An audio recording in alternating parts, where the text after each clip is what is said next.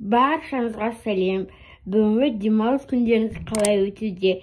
Бүгін демалыста отбасыларыңызға осындай дәмді коктейль жасап бергілеріңіз келсе, видеоны соңына дейін қараңыздар. Өте оңай жасалады, әрі дәмді. Оның бізде жасалу жолы өте оңай. Ол жұмызда керек заттар сүт, мороженое, және де жидектер, әртүрлі жидектер алсаңыздар болады. Бірақ именно осы жидектерді алсаңыздар дәмді болып шығады, және де тәтті болғанын қаласаңыз кішігірім қант керек.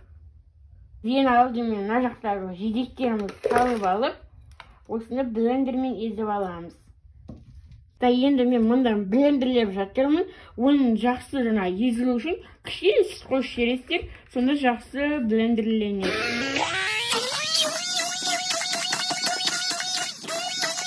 Енді кезекте қантты азайтсаңыздар да болады, көбейтсеңіз де болады.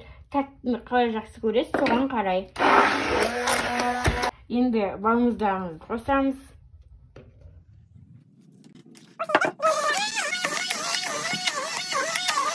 Енді сүтімізді аздан қосып отырып, блендерлейтін боламыз.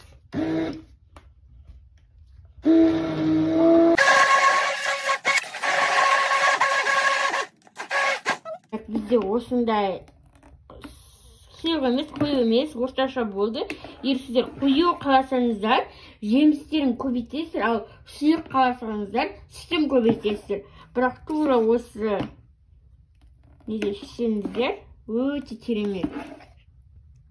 Енді осы өзіңіз қалаған ыдыстарға құйып, отбасыңызға ұсынасыз. Бұл сәл қою емес, енді орташа массада болды да, күшті дәмді болады.